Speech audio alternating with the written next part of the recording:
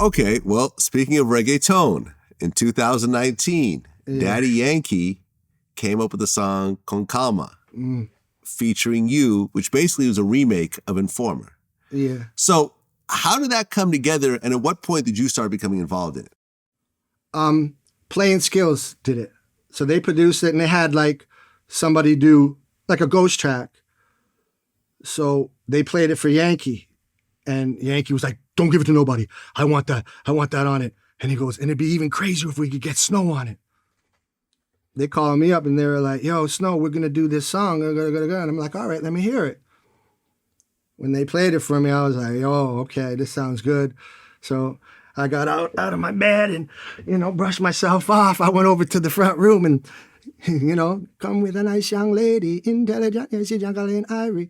I just did that part, sent it back, and then like 6, 7 months, 8 months later, song came out, and it was just so big. It was like, I gotta bless Daddy Yankee for even, just doing that song and bringing me back and putting me on it.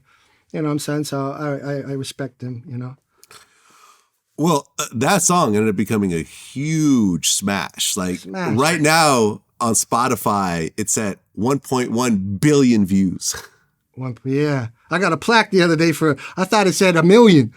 I was like, yo, or 100 million. I thought it said 100 million because I knew it wasn't 1 million. I said, oh, this is 100 million. They said, no, that's 1 billion. I said, okay, that's fun, So yeah, he brought me back. So then people started. So that's when I opened up DKO Records, you know what I'm saying? DKO Music Group.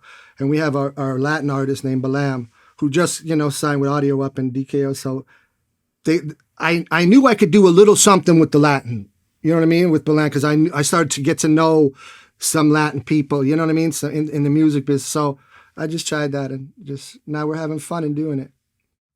Well, I mean, the song peaked at number 22 on the Billboard 100. It also reached number 1 on the Latin song chart.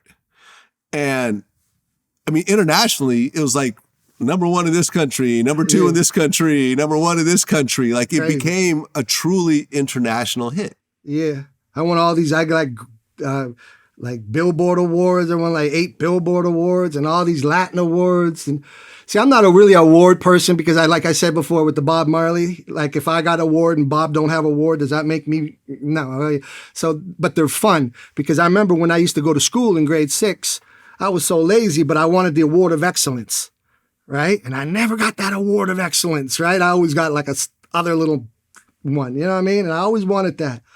So later in life, I started getting the plaques and stuff, and I was like, oh, these are fun. So it was a fun time. So yeah, Daddy Yankee blessed me with that and just opened the doors again to me just to come and just start doing stuff again. And just now, we got some good songs coming out with a whole bunch of different people now. Well, yeah, I mean, that song won Song of the Year at the Premio Nuestro Awards. Yeah. It won a bunch of Latin Billboard Music Awards. 6 awards, actually, at the Billboard Latin Music Awards. I mean, it's almost like, and this is the first time you're really on the charts since 1993. So this is like 27 years later. Yeah. No other song, I don't think, ever done that except for, had the artist, except for maybe like Walk This Way. With Run DMC, they brought back Aerosmith and got Aerosmith on the record. So a lot of people have remixed old songs, but not got the artist that I know got the artist on it. So when it blew up again and like so long, they're like, oh, it was kind of, it was fun. Yeah. I mean, how did it feel to suddenly, after all this time, suddenly be back in the limelight and be able to, were you like touring and performing the song and everything else like that? With Daddy Yankee, yeah, I did some some shows with Daddy.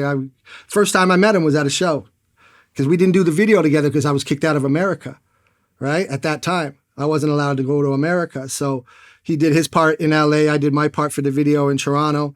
And then I couldn't come down there. He did the Tonight Show, whatever, but I couldn't get down there. Then he did a show in Montreal. And that's when I went over there to Montreal and took the mic and just murdered the mic. You know what I mean? So that's easy for me. I'll murder anybody on the microphone, murder them. So, and then that was it. Just blessed. We went to Colombia and all these shows. So, well, yeah. I mean, at the time, well, really for a very, very long time, Canada has, there's been sparks like, with Informer from you and, a few other artists here and there, but Canada never really got its just due, I feel like, until Drake really came through and really kicked down the door. Mm-hmm. You know what I'm saying? I mean, when you saw, being from Canada and seeing someone like a Drake really become the biggest artist in the world, essentially of any genre. I mean, when for a long time, it's like there's so many Canadian rappers, singers, whatever, that couldn't really, Cardinal Official would have a little bit of a buzz, but then he never quite got over the hump. And, Who you know what I mean? Like people like Cardinal Official. Yeah, he big. Yeah. Who's a dope artist, but he never had those huge, massive hits. Yeah. When Drake came through and really just said, okay, Toronto's now really on the map. And, that's when the Tory Lanez and everyone else kind of started to follow, and the Weekends and everything else like that. Now, some of the biggest artists in the world are coming from Canada. Yeah. And what I loved about Drake, too, is because he came from a nicer area. See, I came from the hood, and it messed up my whole thing. I got kicked out of America. The record dropped me, So to see Drake come from where he came from, like a nice grow up place and stuff like that, you don't got to be street. You don't got to be in jail. You don't got to go this. You don't got to be hard to be, So it shows that, you don't got to mess, you know what I mean? Just keep the talent, because all the talent's in the hood.